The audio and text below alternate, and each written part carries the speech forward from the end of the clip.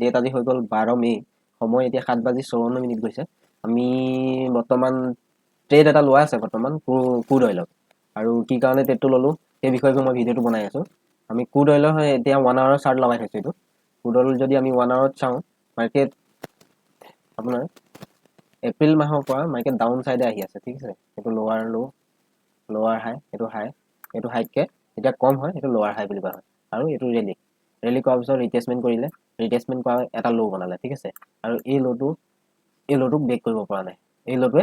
লোটোক brake কৰিব পৰা নাই ইয়াৰ পৰা মাৰ্কেট ওপৰলৈ যাবলৈ চেষ্টা কৰি আছে মাৰ্কেট যাব পৰা নাই আমি ট্ৰেডটো লৈছো এইটো লেভেলত ঠিক আছে আৰু এইডোখৰত ট্ৰেডটো লোৱাৰ কাৰণ হৈ গ'ল এইটো এটা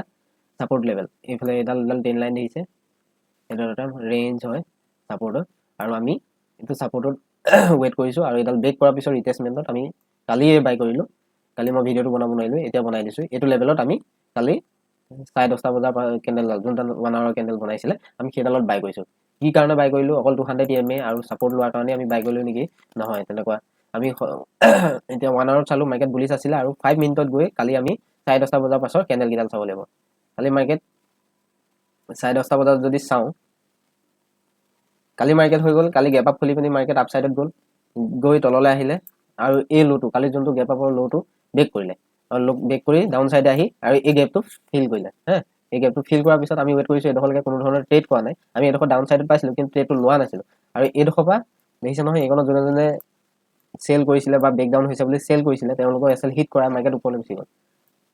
ওপৰলৈ যোৱাৰ পিছত আমি ওয়েট কৰিছো ওপৰ যাব দিছো যোৱাৰ পিছত এটা ৰিটেষ্টমেন্ট কৰিলে ৰিটেষ্টমেন্ট কৰাৰ লগে লগে আমি এই লেভেলটোত বুলিশ কিবা প্যাটাৰ্ন পালে আমি বাই কৰিবলৈ চাইছিলো আৰু ফলে লক্ষ্য কৰিব 5 মিনিটৰ কেন্ডেলত বুলিশ এংগলফিং কেন্ডেলডাল বনাইছিলে ঠিক আছে কিমান টাইমৰ মই কেন্ডেল দেখাই আছো এডাল হৈ গ'ল 11:15 এই বুলিশ এংগলফিং কেন্ডেল বনাইছিলে আৰু আমি ইয়াৰ বুলিশ এংগলফিং মানে এটা ৰেড কেন্ডেল আৰু এইফালৰ পৰা আমি ফিবোনাচি মাৰ্ক কৰি লৈছো ফাৰ্ষ্ট টাইম যতে ততে আমি এন্ট্ৰি লোৱা নাই এইটো ফিবোনাচি মাৰ্ক কৰিলো এইটো হৈ গ'ল 50% এইটো 50% সাপোৰ্ট লেভেল আৰু ইয়াত ব্ৰেক কৰিলে আমি ইয়ালৈকে হেলদি ৰিটেষ্টমেন্ট মানে ইয়াৰ পৰা যদি বুলিশ কিবা প্যাটাৰ্ন বনাই আমি বাই কৰিবলৈ চাওঁ আৰু ইয়াৰ ব্ৰেক কৰাৰ পিছত আমি বাইং কৰিবলৈ নাচাওঁ সেল সাইডত চাওঁ মানে আৰু এইডোখৰ যেতিয়া আপুনি 50% ৰিটেষ্টমেন্টত এডাল বুলিশ এংগলফিং এই পাছৰ কেন্ডেলখিনি আমি দেখাই নাই এনেকৈ যদি আমি চাওঁ এইডোখৰ দেখিব সদায়তো চাৰ্টটো এনেকৈ ওলাই পাছফালটো নোলায় তেনেহ'লে লাগিছে কি ধুনীয়া কেন্ডেল বনাইছে তেনেহ'লে ডাউন সাইডে আহিলে এডোখৰত ভলিউম লো হৈ এডোখৰত বুলিশ এংগলফিং এই ৰেড কেন্ডেলডাল এংগলফ কৰিলে মানে খাই পেলালে বুলিশ এংগলফিং আমি এন্টি বনাইছো এইটো লেভেলত আৰু এসএলটো আমি এইটো লেভেলত এন্টি বনাইছো এসএলটো ৰাখিছো আমি এই তলৰ যোনটো সুইং লেভেল এই সুইং লেভেল এইফালৰ সুইং লেভেলটো এই সুইং লেভেলত আমি এসএলটো ৰাখিছো আৰু মাৰ্কেট আমাৰ ইণ্ডিয়ান মাৰ্কেটত আমি ট্ৰেডটো লওঁ আৰু আমি 11:30 বজাত আমাৰ মাৰ্কেট বন্ধ হৈ যায় বন্ধ হৈ যোৱাৰ পিছত আমি ওয়েট কৰিলো পিছদিনা মাৰ্কেট গেপ আপ খুলিছে মাৰ্কেট এইকন লেভেলত আমাৰ 1000 মান প্ৰফিট চলি আছে আমি দুটা লট লোৱা আছিলে এটা লটত আপোনাৰ 30,000 নে কিমান টকা প্ৰয়োজন হয় আমি দুটা লৈছো 60,000 আৰু মানে ৰিস্ক মেনেজ কৰি চলিছো আমাৰ লছ হলে 1300 লছ হ'ব আৰু 1:30 কাৰণে ওয়েট কৰো আমি 30 কাৰণে ওয়েট কৰিম ট্ৰেডটো আৰু বৰ্তমান এতিয়া আমাৰ যদি প্ৰফিট চাওঁ ট্ৰেডটো এতিয়া ধুনীয়া ৰেলি কৰিলে অলপ এডোখৰ এটা সাইড হৈ আছে এই লেভেলটো ব্ৰেক কৰিলে মাৰ্কেট আৰু ওপৰলৈ যোৱাৰ চান্স আছে আমি যদি ক্ৰুড অইল ইণ্ডিয়ান মাৰ্কেটত যোনটো আমি ট্ৰেড লোৱা আছে এই ট্ৰেডটো যদি চাওঁ দুটা লটত আপোনাৰ কিমান প্ৰফিট 60,000 ইনভেষ্ট কৰি বৰ্তমান আমাৰ প্ৰফিট চলি আছে 7,000 ঠিক আছে আৰু দুটা লট ঠিক আছে এইফালে দেখিবই দুটা লটে লেখা আছে মানে 60,000 আমাৰ অলৰেডি 12% বা 13% অলৰেডি ৰিটাৰ্ণ চলি আছে আৰু আমি ওয়েট কৰিম 30% লৈ ওয়েট কৰিম আৰু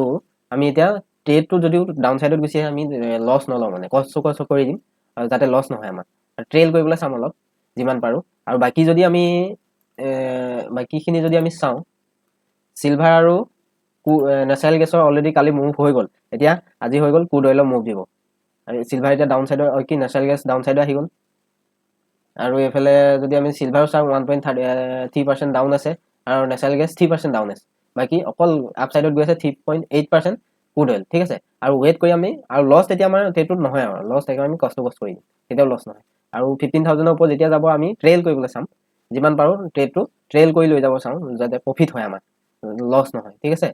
আৰু বাকি মই আপডেট দিয়ে থাকিম ট্ৰেডটো কি হ'ল কাইলৈও আপডেট দি দিম ঠিক আছে